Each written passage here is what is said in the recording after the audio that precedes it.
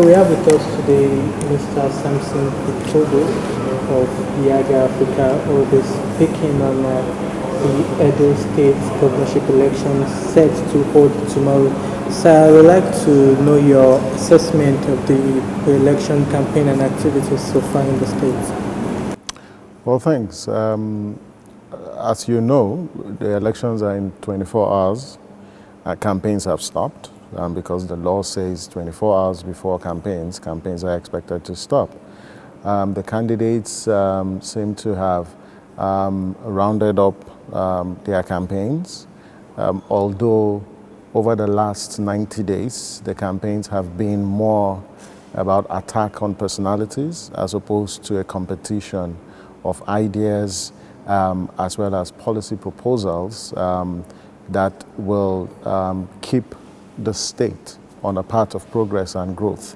And that has been a major challenge. And YIAGA Africa, all through the pre-election period, had opined that the campaigns have been bereft of debates on issues. The second fundamental issue that we also find with the elections is that the pre-election environment has been fraught with all forms of violence, vandalism, brigandage, hate speeches, and very violent rhetoric coming from the two main candidates. And that's very, very disturbing.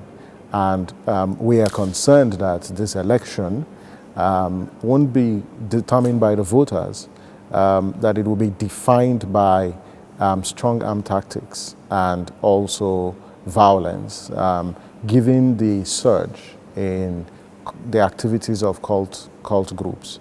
And that is why we're very excited with the peace accord that was signed by the major candidates. About 10 candidates and parties signed the peace accord, and also the role that the Oba is playing to de-escalate the tension and ensure that the voters in Edo State are given the opportunity to cast their vote in a peaceful and secure environment. And for us, as we go to this election tomorrow, that is what we'll be looking out for, that the voters, because there is excitement and people want to cast their vote.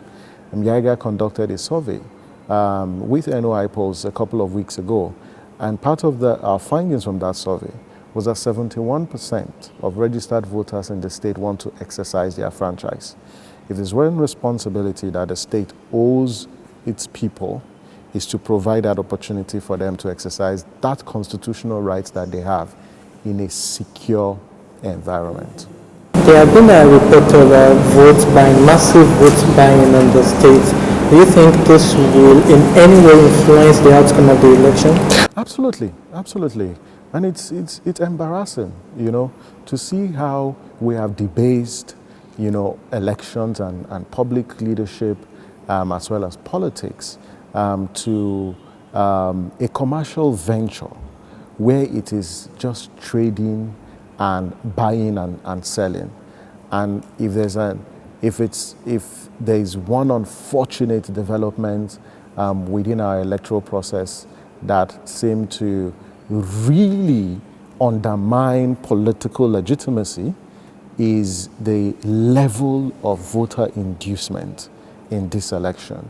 And it started weeks ago, and few days to the elections, you can clearly see how candidates and political parties, and even the federal government is also culpable in these kinds of suspicious programs that we call empowerment programs that are dished out close to the elections.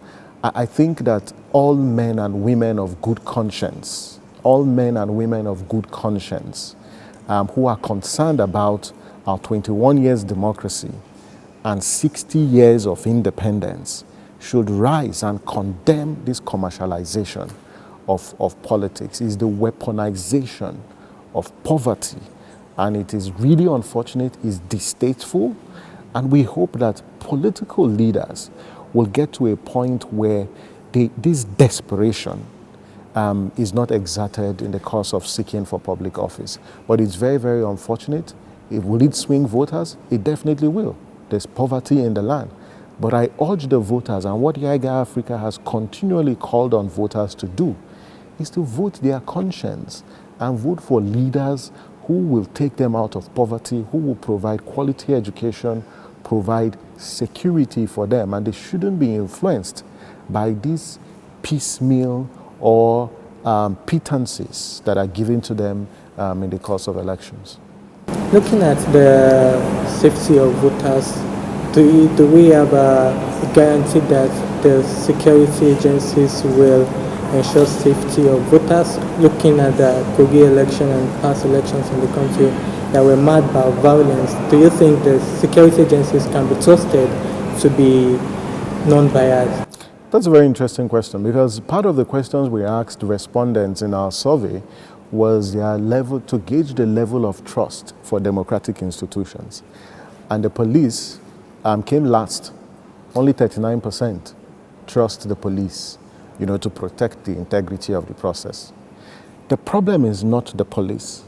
The problem is actually the political parties and the political actors that interfere with the operations of the police. And so when we conceptualize electoral reforms, we have to look at this within the broader framework of our governance system. That if the police is left alone to perform its job, I will tell you that my confidence and the confidence of voters will rise. If their loyalty is down to the fidelity of the Constitution and protecting the Nigerian people, and it's not about the individual who is in office and protecting the individual in office, then the confidence of citizens would actually rise. And for me, is that call to the federal and the state government to desist from the partisan use of our security agencies. Because what you do is you kill the institution. You kill the institution. And once the institution cannot function, once the institution cannot perform its statutory responsibility, what you end up with is casualties. And that is why people are dying. And that is why thugs can go on rampage and nobody is calling them to order, because they have access to the powers that be and the people who call the shot.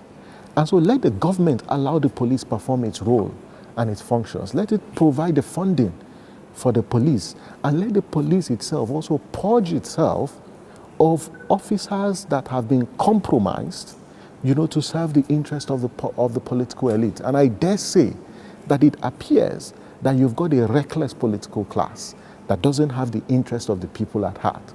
And what the people need to do is not to take arms against the state, is to provide eternal vigilance. As Edo voters go out to cast their vote tomorrow, what we expect them to do is cast your vote in a peaceful manner. Don't leave the polling station. Stay there and watch over your vote. If a lot of people, if 1.7 million people come out to vote on Saturday, there's no way the thugs will overpower them. There's no way the security agencies will overpower them. But if you stay back, you give them leeway, to perform all the atrocious, activities that they've been involved with over the last couple of weeks. So on a final note, let's look at the inclusiveness of this election. Do you think INEC has been able to carry the people with disability along to exercise the franchise in this election? And if not, what can the electoral body do? I think INEC deserves commendation, particularly this INEC deserves commendation. We have seen incremental growth and effort by the Electoral Commission to open up the space beyond the PWD checklist. INEC has also deployed Braille ballot guide. In fact, the policies that INEC introduced, by the COVID-19 policies, they've all converted them to Braille. There are also magnifying glasses that will be deployed for this election based on what INEC has told stakeholders. So it's a process. We're evolving. We weren't here 5-10 years ago. So we'll continue to improve. But there's a lot more that needs to be done. And that's why the electoral reform process, we need to amend the laws that compels the Electoral Commission, to provide those Braille ballot guides and Braille ballots and even magnifying glasses. At the moment, what the law provides is discretionary power. So INEC may. It doesn't say INEC shall. And so we need to amend that particular law. But there are also other points within the access points within our electoral process that needs to be reviewed. When you look at access to polling units, for instance, our polling units are already provided for in the law. And it says they will be in public institutions like schools.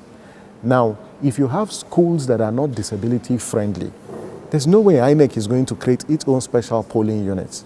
That is why when you look at the Electoral Act and you look at the prohibition against persons with disability bill and this disability commission that has been established, there is need for structural changes that need to happen to put us at a point where every polling unit becomes accessible to persons with disability. But are there actions that INEC can take? Yes. In this election, we expect that when you go to schools and where there are no ramps, you should locate the polling unit in a place where persons living with disability, can gain access to. These are small actions that can be taken. They might look small, but they have impact for the inclusivity or the inclusivity quotient of our elections. And that's very, very important. For us at YIAGA Africa, we are working with our partner Inclusive Friends, and we are running the PVTs, the parallel vote tabulation. And one of the things we're also checking is whether persons with disability are allowed to vote, and to say that it also forms part of our report. Because as you know what the PVT does, it verifies the accuracy of results. And so if the results for this election is tampered with or is manipulated at any stage of the collation process, be rest assured that the PVT will detect it, and we will not stop at detecting it. We will expose the fraud. We've done that in previous elections. We did that in Kogi. We did that in Bayelsa. And be rest assured, because our accountability is to the Nigerian people, is to the Edo people. We will definitely expose it in the event there is fraud. That is why the YIAGA Africa Watching the Vote is driven by data. It is beholden to none, and it's for all Nigerians. Before you leave, what's your advice to the electors that will be going out tomorrow to vote? Just go out, cast your vote. Please don't leave the polling station.